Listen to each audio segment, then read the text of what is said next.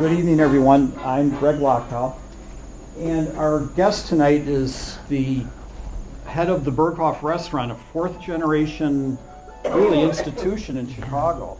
And I think part of what you might talk about is women weren't even allowed in the men's bar until recently, right? 1969. Ooh. Well, we'll talk about it, absolutely. So there's a lot of women here tonight, so you guys better watch out. You better behave. Uh-huh.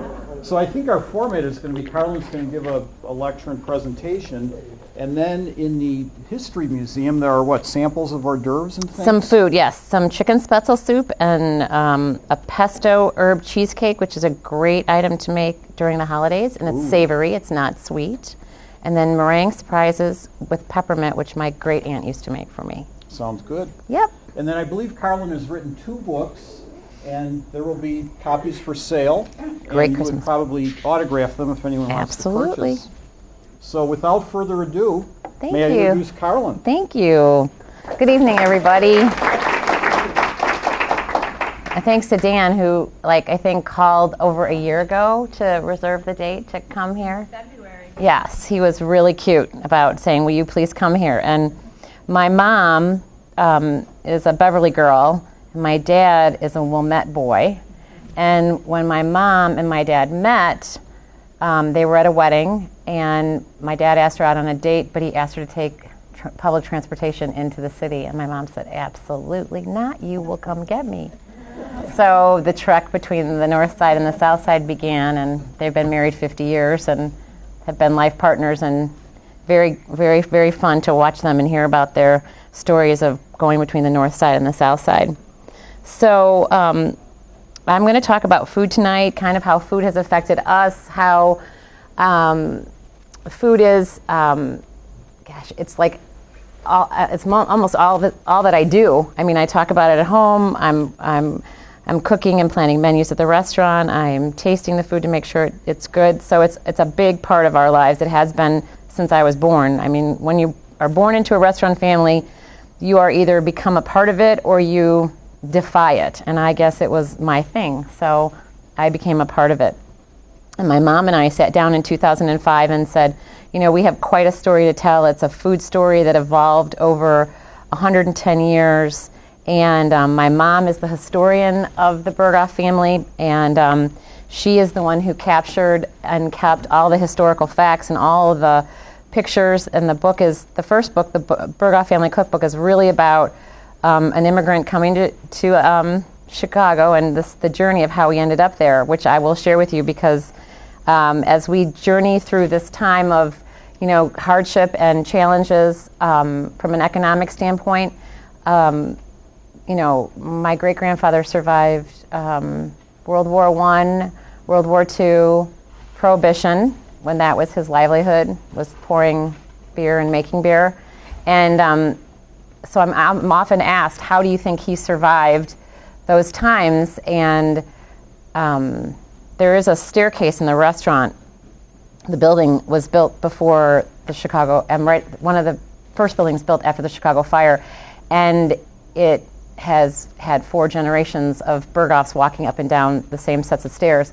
And there's 2 sets of stairs, one on each side of the building, and there's 1 set of stairs that I feel my family spirit. So whenever I'm frustrated or I'm talking to myself, it's always in that staircase. And I know it sounds kind of funny, but that's where my great-grandfather walked, my grandfather walked, my uncle walked, my dad and mom walked, and I can hear his words of inspiration when he was probably very discouraged, which I know he was. So the remarkable part about this is it's a young man. He was 17 years old in 1870 when he came to the United States, and he had, in Germany, if you weren't the oldest born son, you weren't going to inherit the business or be a part of the family business. So he was number 3, and he said, good luck, and I'm going to go to America and become a United States citizen, and I'm going to do my own thing. So he became a citizen in 1876, and that was really, really important to him. During his journey here in the United States, he picked cotton. He entertained for the Buffalo Bills roadshow. He talked his way onto a cruise ship to bake which he had never baked in his life. He was very industrious, and he saved $100,000 to fulfill his dream of opening a brewery. The journey of his life across the country always involved a story and a job. And they were on the train, and they were in Fort Wayne, Indiana, and he got off the train to get a pretzel. And at the train station was a grocer, and the grocer offered to sponsor him, and he would become a citizen, and then he could bring over his other brothers, and he stayed. And so the Berghoff Brewery was founded in Fort Wayne, Indiana. And in 1882, that was when the brewery opened. With all that money that he had invested, within a month after him opening the brewery, they had a fire. And it damaged half the brewery. So he had no money left, and he just had a fire. So he was very diligent, and he rebuilt the brewery and went out and sold his beer and kept going. One of the things that was remarkable when I listened to the story, my father is Herman, and he's not the oldest, he's the middle child, but he was named after him, and they never met because he died the year my dad was born, was the stories of his tenacity and his determination and his ability to continue to go no matter what had hit him. His wife died of cancer. He had 5 kids, of which 2 died, 1 in the war and 1 from something as common as strep throat is what they thought, something as simple as what we take for granted today with antibiotics. And so he was quite he had a lot of tenacity in him. After a certain period of time in Indiana, he got bored, and he wanted to come premiere his beer at the Columbian Exhibition in 1893 in Chicago. And there was 30 breweries already participating in the Columbian Exhibition, and they said, no, thank you, we don't need any more breweries. We don't have room for another brewer. He set up his own stand outside the gates of the Columbian Exhibition and gave away a corned beef sandwich with a beer. And he did that for a year. And the tales of his, continued ingenuity. And one of the things that was great is the menus that came into play during the research. My mom has an original menu from 1918, a menu from 1935, a menu from 1942. They're all printed in the Berghoff family cookbook, and it was just amazing to see some of the items that appeared on the menu. Manhattan clam chowder, chili con carne, things that you were like, this German boy who spent 17 years of his life eating breaded veal cutlet, mashed potatoes, French fried potatoes, sausage, has chili con carne on his menu.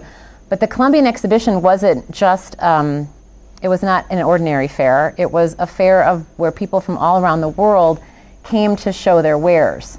So the man who invented the chili spice from Texas was premiering his spice at the Columbian Exhibition, and my great-grandfather talked him into teaching him how to make it.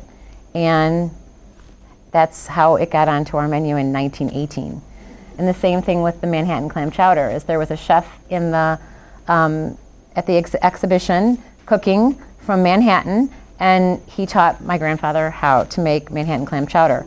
So food was so affected in Chicago, not just, our neighborhoods came from all of our immigrants, but also the Columbian Exhibition, and who wouldn't want to see the first Ferris wheel to premiere in the world and to ride on that Ferris wheel, which is what happened at the Columbian Exhibition.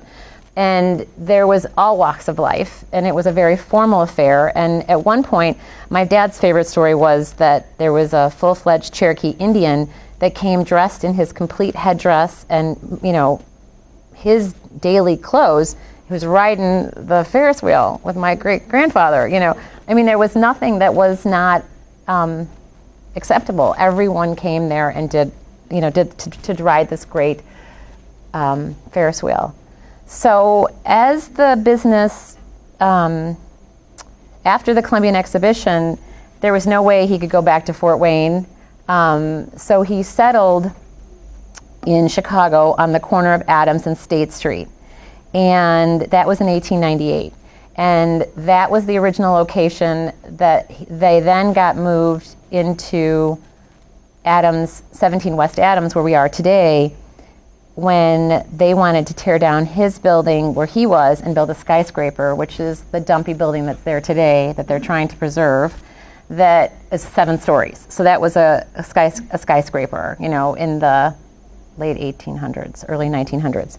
So he moved the restaurant into 17 West Adams, which is just half a block down, in 1913, and he started in the lower level of the restaurant and then took over different parts of the building that had different tenants in it, and that's where he made his home, and he grew into the restaurant business.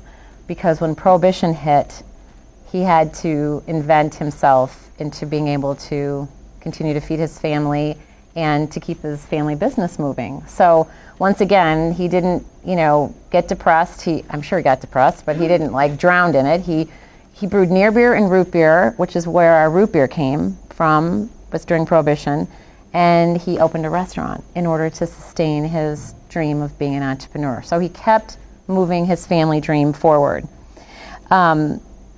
Once Prohibition was repealed in 1933, the stories of the bar, I think we have a picture of that, don't we, Amy? Because that's a really good one. Yeah. It's told that there was 80 kegs of beer poured that day, and just so you get an idea, there's about 150 beers in a keg. It's a lot of beer that was flowing that day. During this time in the 1930s, my grandfather, Louis, and his brother, Clem, entered the family business as the second generation. And my grandfather was the foodie, and my uncle was the numbers person.